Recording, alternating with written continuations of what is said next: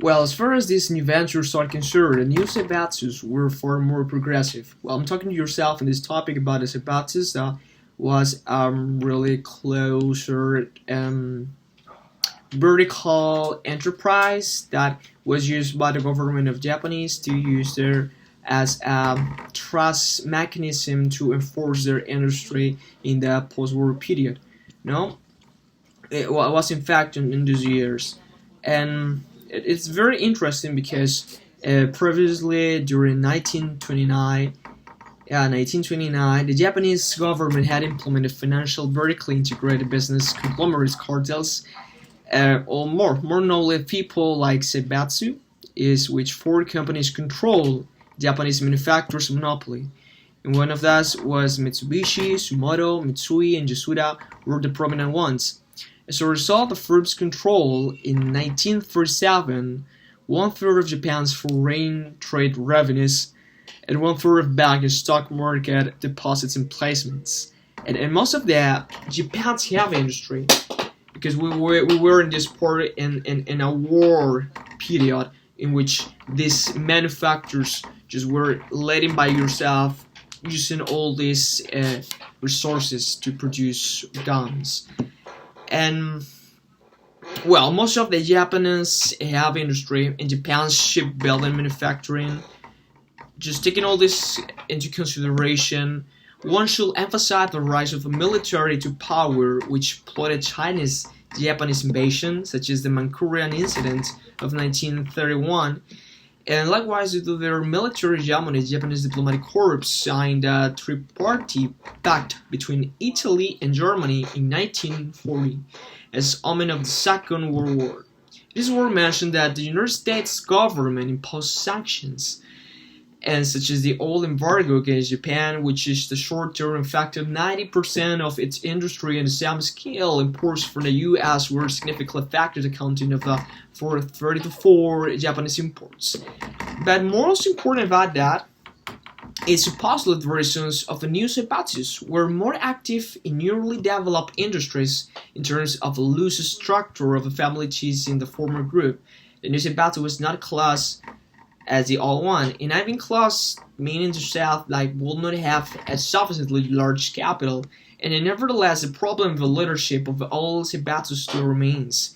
How could they become the most powerful factor in developing the Japanese economy, being exclusive supported by Zaibatsu families whose desire was only to protect their common property? No, it's a really important question to think about it. And here is Zaibatsu's enterprise being managed as conservatively as the owners wished, because it would probably be inevitable that, like many other mechanisms in the Edo period of the Zaibatsus and the Meiji period, will have become outmoded and have been ruined. So, nevertheless, Zaibatsus could find many evolution highly educated men with strong feelings of nationalism in the society, and to hire such men to delegate authority related to management of the huge enterprise was the only way to get right of their weakness.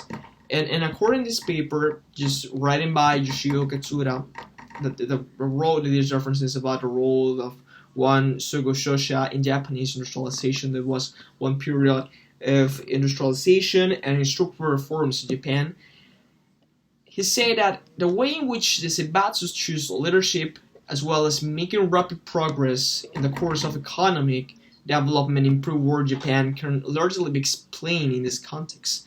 Although for the relationship between Zaibatsu families and higher managers and founder status are needed.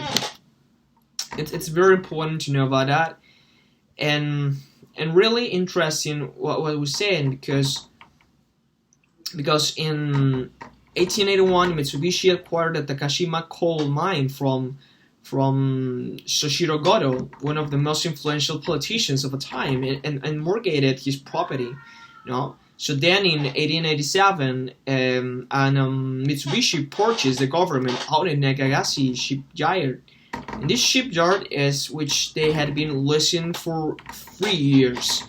And however, the shipping business of Mitsubishi had to merge with a company in just Kyoto when a company, well, I'm talking to yourself like was one of the most important businesses in companies in these years, and yet the state make these public policies in benefit to the other, empowering people. Perhaps now with our modern eyes we could say like, how is possible this cartel is misunderstood and it is just forgiven and it's not really good important.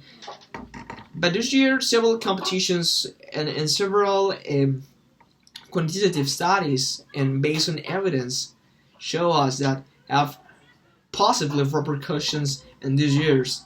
No, before we must know about the context of the post-war period, again, United States and all this government, and there was the political of Japan. And in favor of this analysis was based on the economic history analysis, and that's why it's very important to have these tools with quantitative and qualitative studies in these years. Thank you for recording that, and thanks for listening to this podcast. It's a pleasure to me to talk to yourself, and I want to just send in more videos with details explaining these activities and periods like passages of history. Thank you so much.